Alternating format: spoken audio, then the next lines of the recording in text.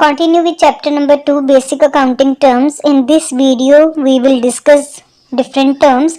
Our very first term is goods. Goods are the physical items of trade that are purchased to be sold. Goods हमारी physical items होती हैं. Physical items का मतलब जिसको हम देख सकते हैं एक्चुअल में ट्रेड करते time. So goods are the physical items of trade that are purchase to be sold. So कोई भी आइटम को जब हम खरीदते हैं ताकि उसको दोबारा हम बेच सके, उसको हम क्या बोलते हैं? Goods.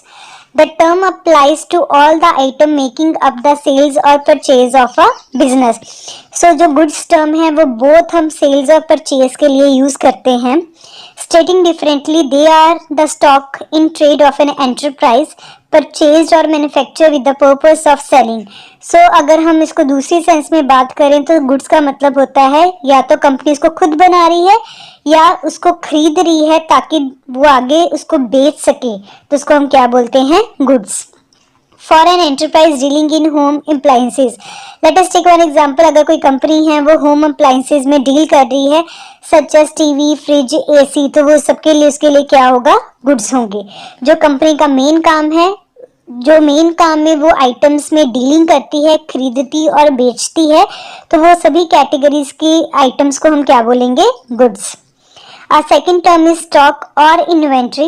Stock or inventory is a tangible asset held by an enterprise for the purpose of sale in the ordinary course of business or for the purpose of using it in the production of goods meant for sale. Stock और inventory एक tangible asset है. Tangible मतलब जिसको हम देख सकते हैं, हाथ लगा सकते हैं. For the purpose of sale in the ordinary course of business मतलब कोई भी tangible asset जिसको कंपनी ने अपने नॉर्मल कोर्स ऑफ बिजनेस में आगे बेचना है या उन आइटम्स को गुड्स बनाने के लिए यूज करना है. जैसे कंपनी ने रॉ मटेरियल खरीदा ताकि वो फिनिश प्रोडक्ट में इसको कन्वर्ट कर सके, और अगर हमने कोई आइटम को परचेज किया है ताकि हम उसको आगे बेच सकें, तो दोनों कैटेगरी को हम क्या बोलते हैं? स्टॉक और इन्वेंट्री. स्टॉक में भी ओपनिंग और क्लोजिंग स्टॉक. स्टॉक ओपनिंग भी हो सकता है, क्लोजिंग भी हो सकता है. ओपनिंग का क्या मतलब होता है? जो साल की बिगिनिंग में हमारे पास होता है, that is on 1 April of every year. और क्लोजिंग स्टॉक होता है 12 मंथ्स के बाद जब हमारा अकाउंटिंग पीरियड खत्म होता है, that is on 31 March of every year. तो उस टाइम जो हमारे पास स्टॉक बच जाएगा that is called closing stock. So साल की बिगिनिंग में जो स्टॉक होगा that is opening stock, that is on 1 April. और जब साल खत्म होगा that is at the end of the accounting period, जो हमारे पास स्टॉक होगा that is your closing stock. और next term is cost. It is the amount of expenditure incurred on और attributable to a specific product और activity. Cost means is the amount of expenditure incurred और attributable मतलब company ने कोई भी product को खरीदने के लिए जो उसके ऊपर खर्चा किया या कोई भी एक्टिविटी को परफॉर्म करने के लिए उसके ऊपर जो भी खर्चा किया है उसको हम क्या बोलेंगे? Cost. Voucher is an evidence of the business transaction.